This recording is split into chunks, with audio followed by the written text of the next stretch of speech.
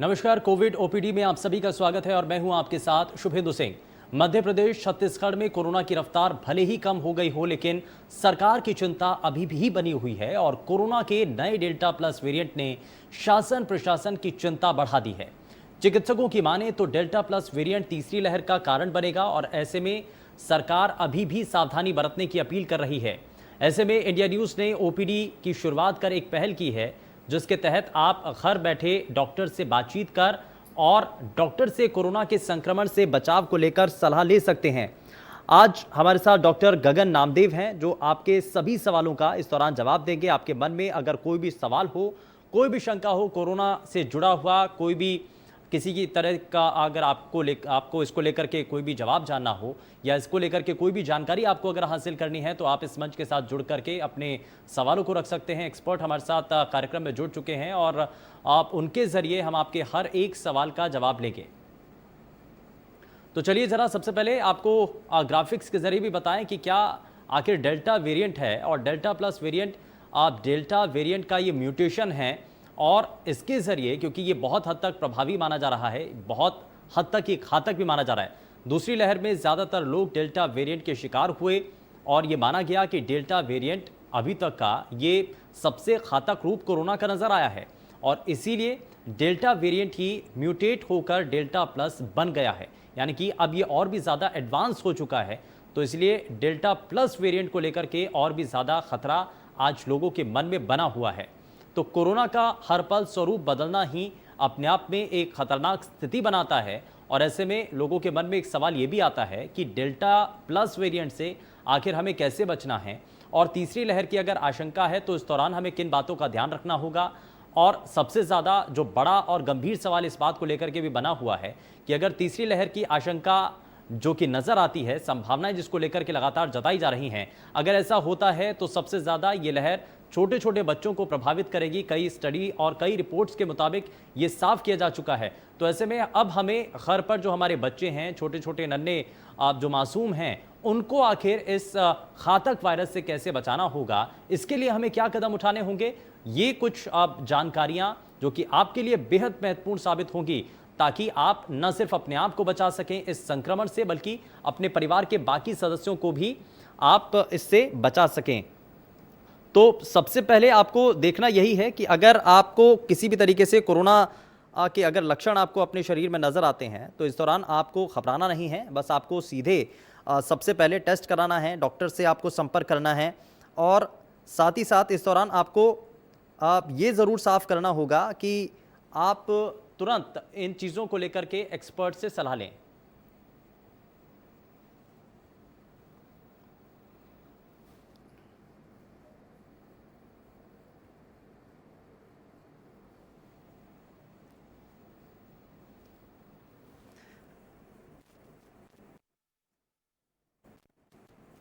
तो delta variant को लेकर के लगातार हम आपको ग्राफिक्स के जरिए जानकारी आप तक पहुंचा रहे हैं और ये अपने आप में बेहद घातक नज़र आया है। और डेल्टा वेरिएंट को हमने देखा दूसरी लहर में, इसने बहुत हद तक नुकसान पहुंचाया और इसका असर भी देखने को मिला है।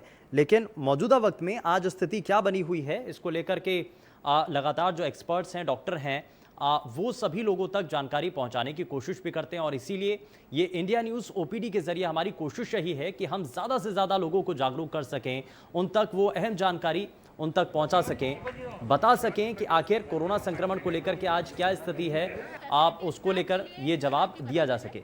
तो ये जो स्थिति है मौजूदा वक्त में, उसको लेकर के लगातार कई तरीके के सवाल उठ रहे हैं और साथ ही साथ एक आप मौजूदा वक्त में ये भी चीज़ें चल रही हैं कि आखिर आपको कैसे कोरोना से बचना होगा। तो यानी कि दो चीज़ें इसमें सबसे महत्वपूर्ण हैं। पहला ये कि आपको ध्यान रखना होगा कि आप कोरोना संक्रमण के इस लहर के अंदर आप सबसे पहले जो कोरोना नियम हैं, जो गाइडलाइंस हैं, उनका पालन करें और साथ ही साथ इस दौरान दूसरी महत्वपूर्ण चीज़ ये भी है कि आपको वैक्सीनेशन के इस अभियान के साथ ज़रूर अपने आप को जोड़ना होगा, यानी कि आपको वैक्सीन ज़रूर लगवानी होगी।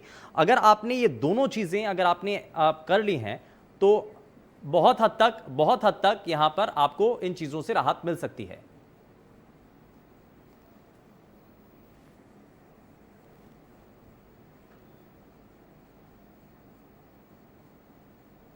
और यहां रुक रहे हैं एक छोटे से ब्रेक के लिए।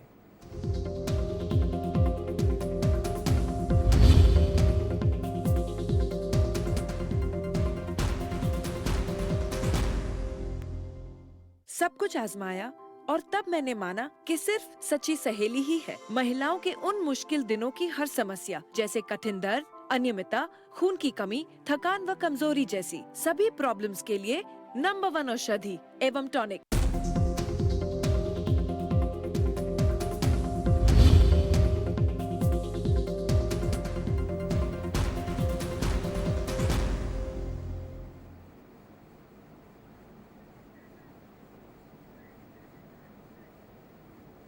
ब्रेक के बाद आप सभी का स्वागत है। और जरा कोरोना संक्रमण को लेकर के मौजूदा वक्त में हालात क्या बने हुए हैं, जरा अब आपको वो भी बता देते हैं, क्योंकि लगातार कोरोना को लेकर के खतरा जब देश के अलग अलग राज्यों पर बना हुआ है तो इससे निपटने के लिए राज्य सरकारें भी तैयार हैं और इसको लेकर के केंद्रीय नीति भी तैयार है। और केंद्र सरकार की तरफ से जब मुफ्त टीकाकरण का अभियान आगे बढ़ाया गया और 21 जून से इसको प्रबल तरीके से 18 साल से ज़्यादा उम्र के जितने भी लोग हैं सभी को मुफ्त टीकाकरण के अभियान के साथ जोड़ने के लिए कोशिश की गई, संकल्प लिया गया और इसमें आप देखा गया कि बहुत हद तक लोग इसमें अपना साथ देते हुए नजर आए, क्योंकि लोगों को भी आप ये इल्म है, ये जानकारी है कि अगर आप संक्रमण से अगर आपको बचना है तो सबसे कारगर तरीका इसमें टीकाकरण ही है। और अगर आप टीकाकरण के इस अभियान के साथ अपने आप को जोड़ते हैं तो आप अपने आप को महफूज रख पाएंगे। लेकिन इस दौरान कुछ चीज़ें जो कि हमें जाननी बहुत हद तक ज़रूरी हैं, ज़रा वो भी आपको ग्राफिक्स के जरिए दिखा दें। दरअसल डेल्टा वेरिएंट को लेकर के यहाँ पर जानकारी आप तक पहुँचाना बहुत ज़रूरी है और इसीलिए हम लगातार आपको ग्राफिक्स के जरिए इसकी पहचान, इसके लक्षण क्या क्या होते हैं वो हम लगातार आपको दिखाने की कोशिश कर रहे हैं और कितना घातक आज के समय में ये डेल्टा वेरिएंट है। हालांकि जो दूसरी लहर आई उसमें माना गया कि डेल्टा वेरिएंट सबसे ज़्यादा इसने नुकसान पहुंचाया। देश के अलग अलग राज्यों में जो तबाही मची है और जो अभी तक कई लोगों की इस दौरान दुखद मौत हुई है उसका असल मायने में जो वजह रही है वो डेल्टा वेरिएंट रहा है।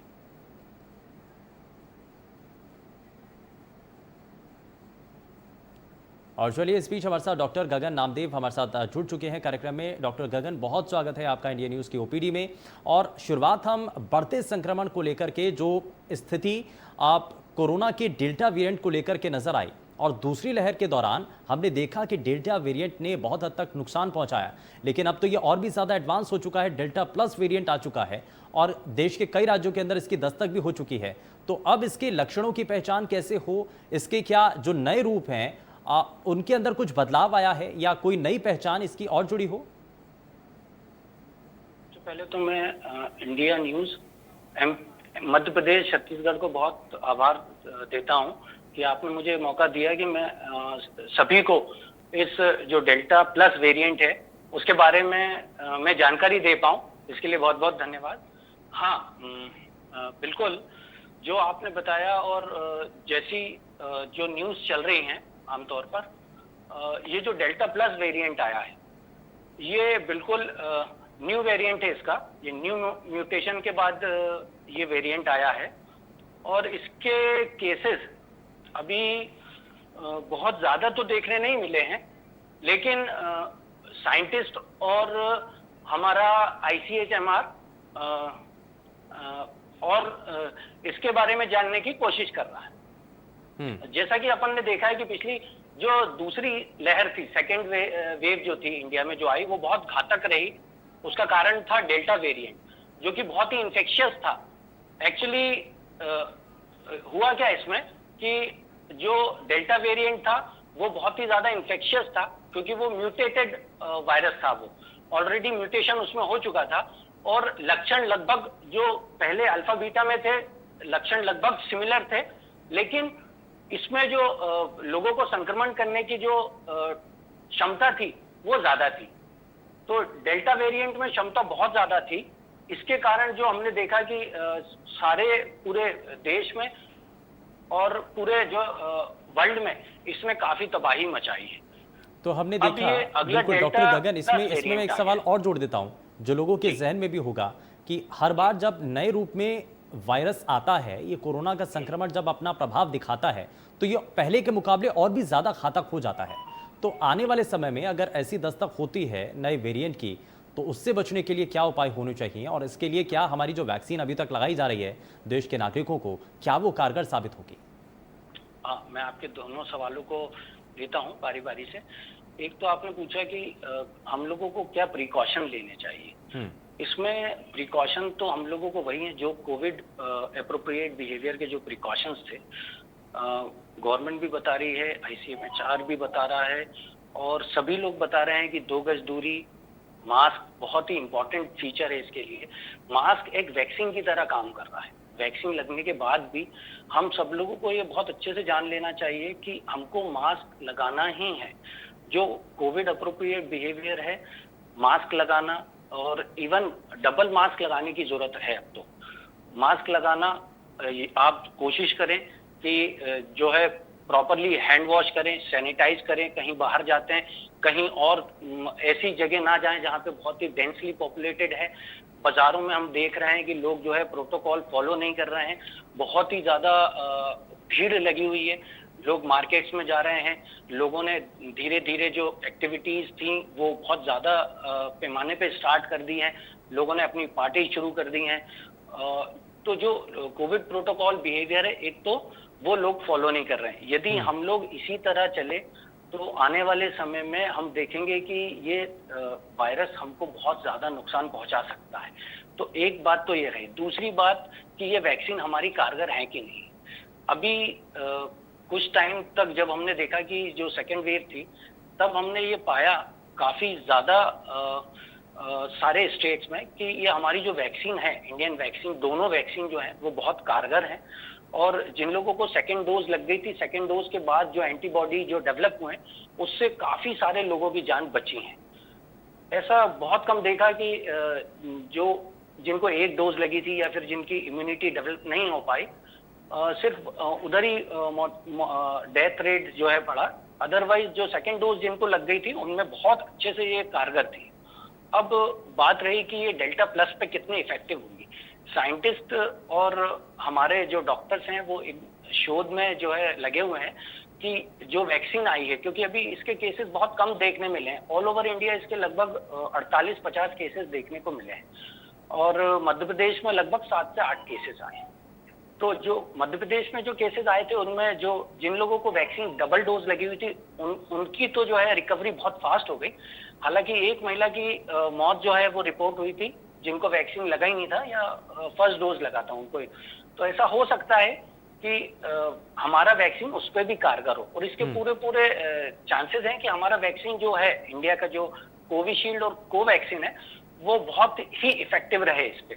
हालांकि अभी से कहना ये बहुत छोटी बात रहेगी कि अभी से हम ये बोल दें, इसके ऊपर आ जाएं रिजल्ट के ऊपर कि हमारे वैक्सीन कितने कारगर हैं, बट इफिशिएंट हैं काफी। ठीक है, यानी कि असरकारक हैं, और कम से कम आपको अगर संक्रमण होता भी है तो आपको बहुत हद तक बचाने में ये कामयाब साबित होंगे। इसलिए बार बार ये कहा जा रहा है कि आपको वैक्सीन ज़रूर लगवानी है, और ख़ास करके उन लोगों के लिए आप जो कि अभी तक एक डोज लिए हैं, दूसरी डोज का समय है, इंतज़ार कर रहे हैं। हालांकि दूसरी डोज ज़रूर लेनी होगी। लेकिन डॉक्टर गगन, इस दौरान एक बड़ी चुनौती ये भी है कि हम वैक्सीनेशन के अभियान चला रहे हैं। 21 जून को भी हमने एक मेगा वैक्सीनेशन ड्राइव देखा जिसमें बहुत हद तक लोगों ने बढ़ चढ़ करके हिस्सा लिया। लेकिन अभी भी प्रशासन और सरकार के सामने चुनौती इस बात को लेकर के है कि लोगों ने पहली डोज तो ले ली है, लेकिन अभी भी दूसरी डोज ऐसे बहुत सारे लोग हैं जिन्होंने नहीं ली है और उनका समय भी निकल चुका है। तो ये जो लोगों को पहली डोज के बाद दूसरी डोज लगवाने के लिए प्रोत्साहित करना है, ये कितना जरूरी हो जाता है? बिल्कुल, ये अब हमारे लिए एक बहुत बड़ी चुनौती है, क्योंकि हमारे देश की पॉपुलेशन के हिसाब से हम लोग वैक्सीनेशन जो कर रहे हैं वो तो बहुत फास्ट है। आप देखिए कि हमारे देश में इतनी तेजी से वैक्सीनेशन हो चुका है, लेकिन क्योंकि हमारे देश की जनसंख्या काफी ज्यादा है, और जो जनसंख्या है वो रूरल भी बहुत ज्यादा है, गाँव में बहुत ज्यादा जनसंख्या है, तो ये एक बहुत बड़ी चुनौती है बिल्कुल, कि हम कैसे वैक्सीनेशन को गांव-गांव तक, घर-घर तक लेके जाएं और सब लोगों को इसके लिए मोटिवेट करें, प्रोत्साहित करें कि आप वैक्सीनेशन जरूर से लगवाएं। कई लोगों ने पहला वैक्सीन लिया है, पहला वैक्सीन लेके जिन लोगों को बहुत ज्यादा जानकारी नहीं है, उनको ये लग रहा है कि वैक्सीन की एक ही डोज इसके ऊपर काफी प्रभावी रहेगी। लेकिन मैं उन सभी लोगों से ये अपील करूंगा कि वैक्सीन की प्रॉपर डोज, दोनों डोज बिल्कुल समय पर लगवाइए, क्योंकि ये वैक्सीन जो डेवलप हुई है ये बहुत रिसर्च के बाद हुई है, और जो हमारा जो हेल्थ मिनिस्ट्री है गवर्नमेंट की, उसने कुछ प्रोटोकॉल और दिए हैं। पहले ये वैक्सीन की सेकेंड डोज 28 डेज में लग जाती थी, कोवैक्सीन की लग रही है, लेकिन कोविशील्ड की जो डेज हैं वो सेकेंड डोज के वो बढ़ाए हैं। उसका रीजन है कि उसके बाद इम्यूनिटी और बढ़ती है। तो लोगों को ये समझना होगा कि इम्यून सिस्टम हमारा जब ही डेवलप होगा जब हम उसकी दोनों डोज ले लेंगे। अगर हमने प्रॉपर टाइम पे दोनों डोज लिए तो बिल्कुल श्योर काफी इफिशिएंट ये वैक्सीन है, तो इससे काफी कारगर तरीके से कोविड से लड़ा जा सकता है। ठीक है, हम तीसरी लहर को लेकर के भी बात करेंगे और बच्चों को इस लहर से कैसे बचाना है हम जरा चर्चा उस पर भी करेंगे सर। लेकिन जरा उससे पहले, क्योंकि बहुत सारे लोग जिन्होंने वैक्सीनेशन करवाया भी है, जिन्होंने टीका लगवा लिया है, तो उनकी कुछ यहाँ पर परेशानियाँ उनके सामने आती हैं आफ्टर वैक्सीनेशन। कुछ चीज़ें जो कि उनके साथ होती हैं, और बहुत सारे लोग हैं जो ये इस बात से इत्तेफाक रखेंगे कि उनको बुखार हुआ, और ख़ास करके कोविशील्ड वैक्सीन लगने के बाद। और अक्सर लोगों की तरफ से एक बात और कही जा रही है कि जिस जगह पर टीका लगाया गया वहाँ पर कुछ समय तक पेन रहता है। तो ये जो दर्द है और या फिर जो बुखार रहता है या शरीर के अंदर कमज़ोरी महसूस करना, ये कितने दिनों तक होता है सर? बिल्कुल सही कहा आपने कि कई लोगों को ये वैक्सीन लगने के बाद फीवर आना, शिवरिंग होना, बॉडी एक होना, या फिर जहाँ पे इंजेक्शन या वो जो वैक्सीन लगी है वहाँ पे कई टाइम के लिए दर्द रह जाना। तो ये बड़ी सिंपल सी प्रोसीजर है।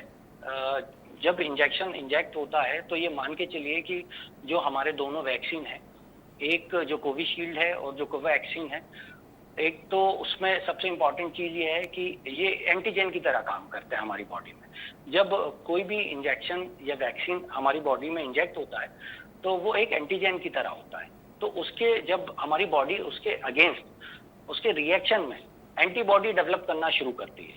तो जो मुख्य कारण जो है वो यही है कि एंटीजन यदि हमारी बॉडी में जाएगा, आपने देखा यदि एलर्जिक भी होता है कोई इंसान, तो यदि उसको धूल जाती है तो उसको तुरंत से छींक आती है। तो ये एक प्रोसीजर बड़ी सिंपल है जो हमारी बॉडी के अंदर एंटीबॉडीज डेवलप होने की है।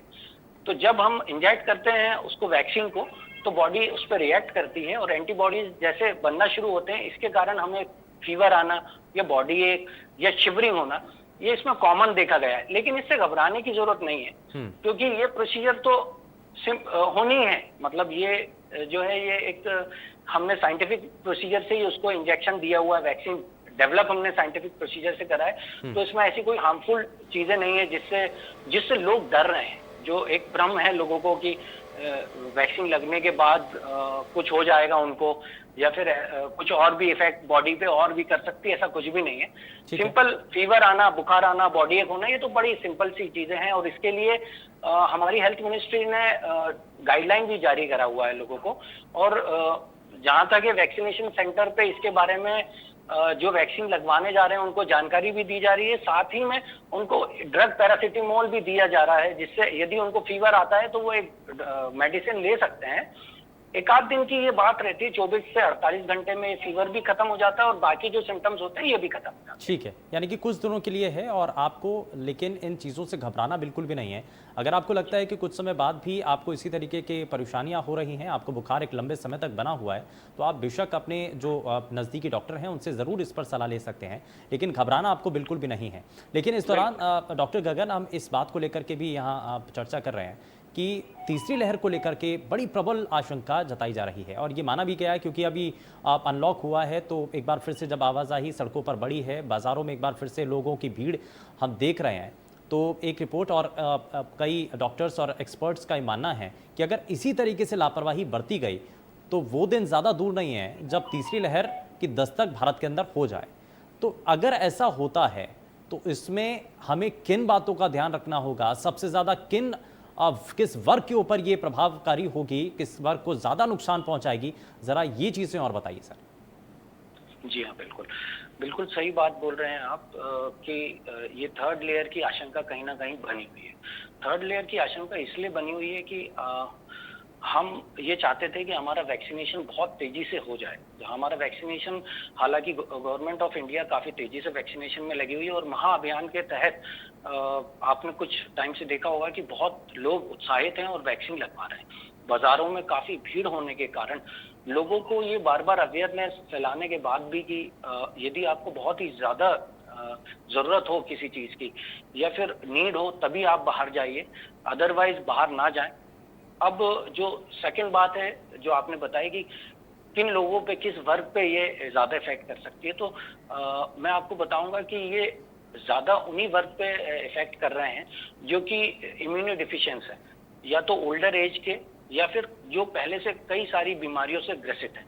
ऐसा देखा गया है कि जो लोग ओल्ड एज के हैं उसमें इम्यूनिटी कम हो जाती है, और जो दूसरी बीमारियों से जैसे डायबिटीज या फिर दूसरे और भी दूसरी बीमारियां हैं जिनमें इम्यूनिटी कम हो जाती है, तो उनमें इस थर्ड लेयर के ज्यादा प्रभाव डालने के काफी चांसेस हैं। ऐसा बताया भी जा रहा है कि बच्चों में ये लहर जो है वो ज्यादा प्रभाव डाल सकती है, लेकिन इसकी श्योरिटी अभी साइंटिस्टों ने नहीं करी है। और जो ICMR है, जो डॉक्टर्स का जो पैनल है, वो भी यही बोल रहा है कि अभी से ये बताना कि बच्चों में ये कितना कारगर ये कितना इफेक्ट डालेगा, कितना ज्यादा नुकसान कर सकता है। ठीक है, यानी कि ये अंदाजा लगाना अभी थोड़ा सा मुश्किल होगा, लेकिन इस बीच जरा एक कॉलर भी हमारे साथ कार्यक्रम में जुड़ चुके हैं, जरा उनका भी सवाल इस कार्यक्रम में शामिल कर लेते हैं। मनोज, बहुत स्वागत है आपका कार्यक्रम में, अपना सवाल रखिए।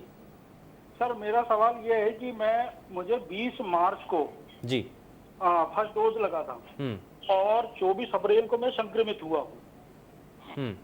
जो और 8 मई को डॉक्टर ने बोला कि आप कोविड फ्री हो गए, और मुझे जो सेकेंड डोज जो देना था जी, वो डेट थी मेरी 12 जून, उसको नहीं लगाया। मुझे अब कब लगाना चाहिए सर? डॉक्टर के अनुसार तो जब आप फ्री हुए तब से 3 महीने बाद लगाना है, लेकिन अभी जो स्थिति चल रही है उस हिसाब को देखते हुए मुझे टीका कब लगाना चाहिए सर? नहीं, आपको बिल्कुल डरने की जरूरत नहीं है। देखिए, 3 महीने का जो समय दिया गया है उसका साइंटिफिक रीजन है। उसका साइंटिफिक रीजन ये है कि आपको क्योंकि कोविड हो चुका था, तो कोविड होने के बाद आपके शरीर में उसके अगेंस्ट एंटीबॉडीज बन चुके हैं। एंटीबॉडीज जो बन गए हैं वो उसका रिडक्शन होगा, क्योंकि एंटीबॉडीज इसके परमानेंट नहीं बन रहे हैं। इसलिए जो बार बार जो चीजें बताई जा रही हैं गवर्नमेंट द्वारा और जो हेल्थ मिनिस्ट्री द्वारा कि 90 दिनों बाद आपको टीका लगवाना चाहिए, वो बिल्कुल सही बात है, क्योंकि आपके शरीर में एंटीबॉडीज तो बन ही चुके हैं कोविड के अगेंस्ट। तो आपके एंटीबॉडीज अभी बन गए हैं और उसका जो लेवल है वो हाई है। जब उसका लेवल रिड्यूस होगा तब हम आपको सेकेंड डोज देंगे डॉक्टर्स। उसका रीजन यही है कि फिर एंटीबॉडीज और डेवलप होंगे। तो आप बिल्कुल निश्चिंत हो जाइए और चिंता करने की इसमें कोई भी जरूरत नहीं है। एंटीबॉडीज क्योंकि अभी आपके बॉडी में है, तो आप बिल्कुल निश्चिंत हो जाइए। अभी 90 दिनों बाद जब आपको सेकेंड डोज इसका लगेगा, तब आपकी जो रूटीन में जो एक हेल्दी ह्यूमन में जो एंटीबॉडीज बनते हैं, वैसे एंटीबॉडीज आपके शरीर में बनेंगे। आप बिल्कुल निश्चिंत हो जाइए। और अगर ज्यादा चिंता करने की भी जरूरत हो तो एंटीबॉडीज कितनी बनी है, इसके लिए एक बकायदा टेस्ट भी होता है डॉक्टर गगन। अगर वो करवा लें तो उससे आपको ये भी मालूम हो जाएगा कि अगर शरीर में, क्योंकि हर शरीर का अलग हिसाब होता है, तो उसमें अगर आपके शरीर में एंटीबॉडीज उतनी नहीं बनी है या कम हो गई हैं, तो आप उसके बाद वैक्सीनेट करवा लीजिए।